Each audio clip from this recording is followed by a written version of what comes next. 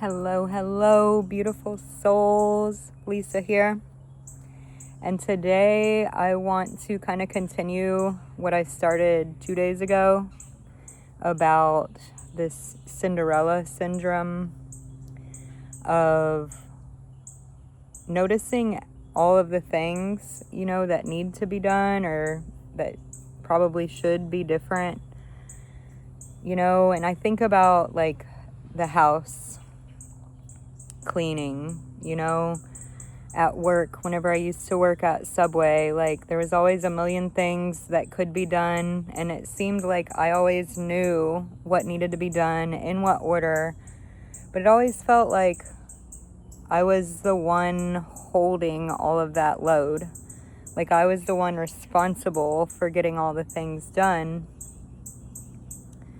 while people around me kind of don't realize or just aren't doing it, whatever it may be, right? And, it comes from childhood. Like, again, I said the other day, if my room wasn't clean, if the kitchen wasn't clean, if the bathrooms weren't clean, then, I would get in trouble. So there's like this association with, if this isn't done, then I'm not going to be okay. And that's one of the things that I really want to dive into today, that like the shift to go through, right? And right now, like I am literally in the middle of this shift. So I'm still feeling a lot of the pull from the old way of thinking, the old way of being. But I'm starting to see glimmers of the new way as well, right? And the main shift here is that of whenever you're doing something because you noticed it needs to be done, and you're doing it like so that the people around you are more comfortable or so that you feel okay. This is another one too when it comes to cleaning my house. Like why am I not okay if there's a dish in the sink, right? Like learning to feel safe because you are safe. If there's a dish in your sink, you're not like in immediate danger. Like there's not a tiger chasing you. But that's how it feels in my body. Whenever I see it needs to be vacuumed or that the bathrooms need to be cleaned, it kind of feels like there's a tiger chasing me. And that sense of not okayness, that feeling of I'm not okay unless it's all like this, it's a lack of okayness. It's a lack of safety in the moment. And that's really the big shift here, is that, because we do need to clean our house, right? And we do need to go to work and do the things that need to be done. And that's good. But if we're doing it from a place of not okayness, that's the switch there. Is that like you're okay whether it gets done or not. Like your okayness isn't like dependent on this thing getting done. You're okay either way. And from that place, a lot more gets done, and it gets done in this like elevated state of like, I'm doing this for me because I want to live in a clean environment, or I'm doing this for me because I, need money from work or whatever. But like it's more of a self-love act, rather this needs to get done so I can feel okay. And that shift, so like anytime I'm doing something and I don't feel okay, like I'm holding resentment for doing it, like I just stop and I really dig in, and I'm like, why am I feeling this way? Like normally it's something that I've put on myself because of past conditioning and whatever, but it's like taking that moment whenever you realize that you're holding on to resentment for having or getting to do whatever task it may be at hand, taking that pause and choosing to do it because you love yourself rather than having to do it to make other people around you happy or to make it so that you feel okay in your body. So like giving yourself that safety, like even if I don't do this, I am still worthy, I'm still enough, and I am safe. Like there's no tiger chasing me right now. And it's really made a big change. You know, the way I do things, the productivity level that I have. I am coming out of burnout, and like I, for a while, couldn't do anything, and I laid in bed depressed because I felt like, you know, I wasn't doing enough, and it just kind of like cycles, right? Like you don't do anything because you feel like shit, and then you feel like shit because you don't do anything. And that's a tricky little pickle to get out of, you know? And then the next thing that I really want to talk about today is this like receiving part of this whole experience that I'm having here.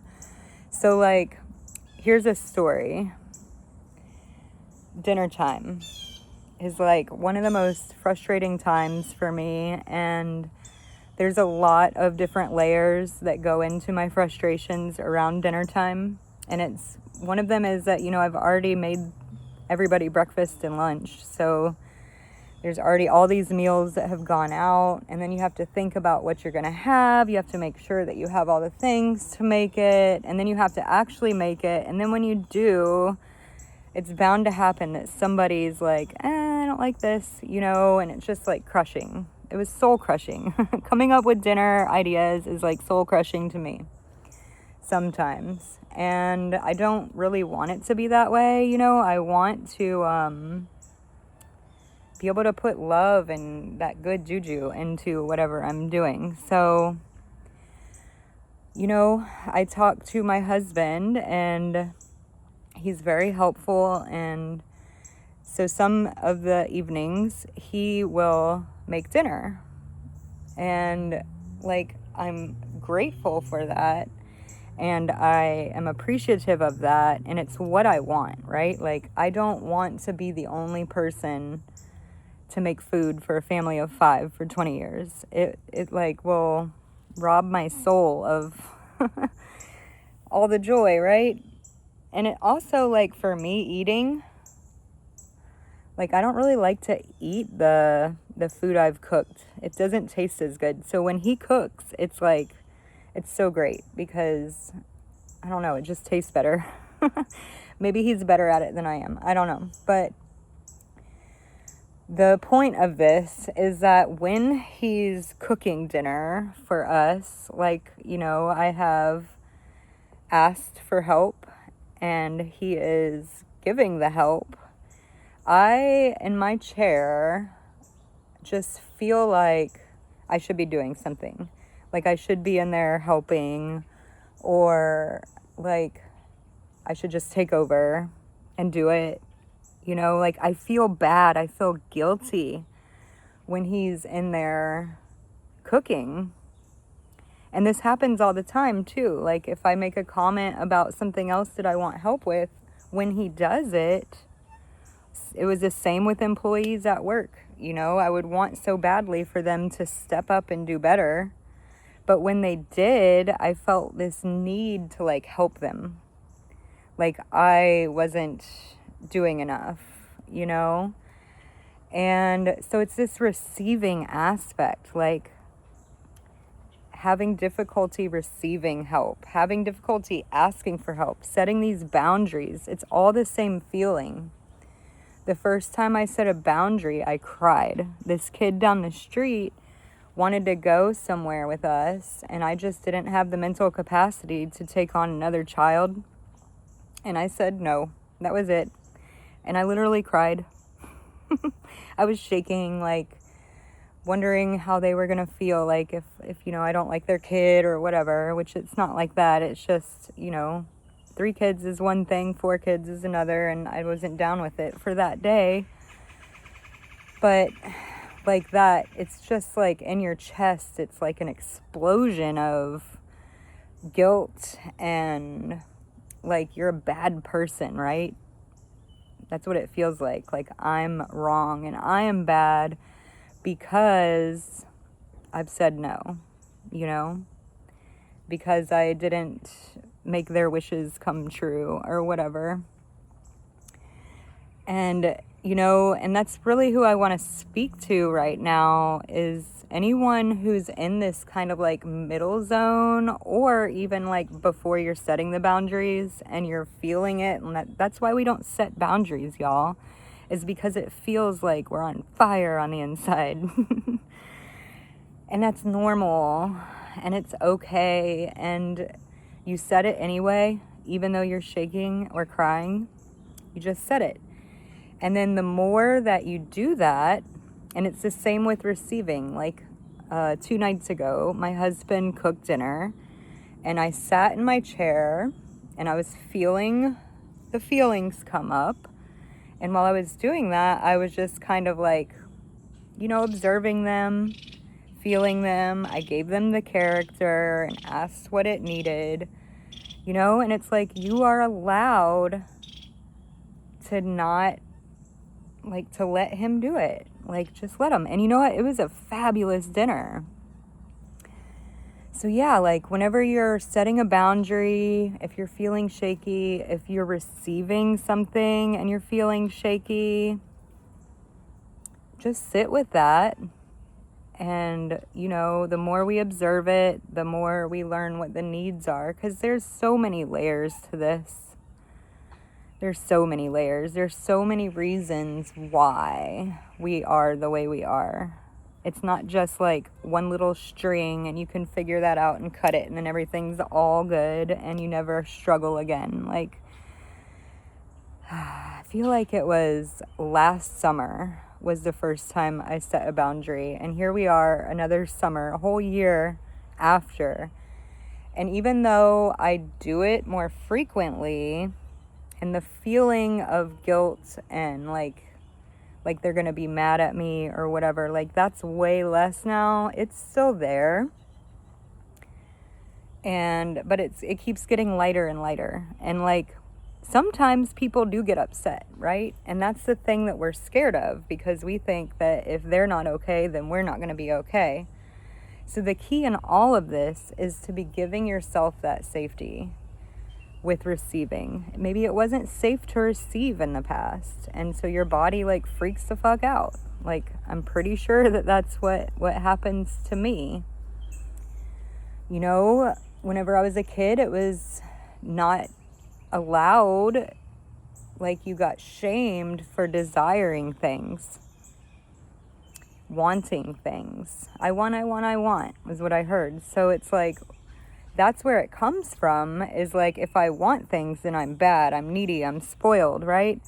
But the truth of the matter is that we all want things, you know, and the people who speak up about it are generally the ones who get it.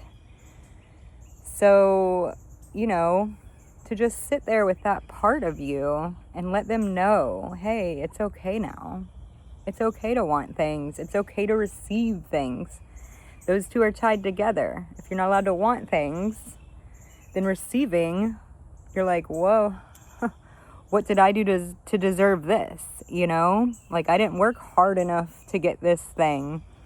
But the thing about it is you never do if you're stuck in that mentality. Like, I worked my ass off at my job and still didn't feel like I deserved what I got. And it happens all the time. Like, I bust my butt and I don't feel like I'm worthy of the receiving. But I'm working on it. And it's definitely a lot different than it was a year ago. And certainly totally different than it was 2 or 3 years ago.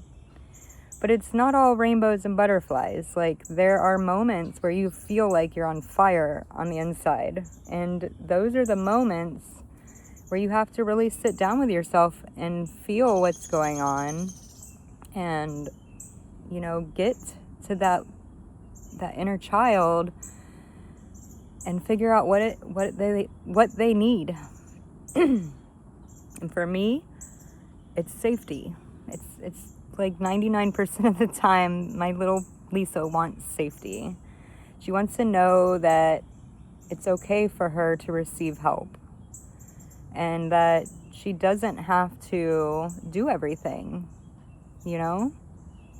But accepting that help feels wrong and dangerous, like antsy, you know? I'm curious, anybody else experience this? Wanting help, really needing help, and then whenever you get it, you're like, maybe the help's not good enough. Like you complain and criticize it, and you're like, I just would be better off doing it on my own. That's another little back road into doing everything. Or you get help, you've asked for help and you receive it, and you're just like, this feels wrong and bad. I'm never going to ask for help again. You know, like, it's just better if I do it on my own. They're sneaky. It is okay. It is safe to receive help. It is safe to set boundaries. The people get upset that you're setting a boundary, they were probably benefiting from you overgiving. And, you know, they'll find somebody else. Or they won't, and they'll learn to give to themselves, whichever way that goes. But, like, them being upset about your boundary isn't your problem. Your issue is how you feel after setting the boundary, how you feel during the boundary. And if you bring your energy back to you and focus on you and figure out, you know, what's going on, what are the thoughts, what are the beliefs, what are the patterns, what are the emotions I'm feeling right now, and what are they trying to tell me, right? And that's all I have for today. Bye.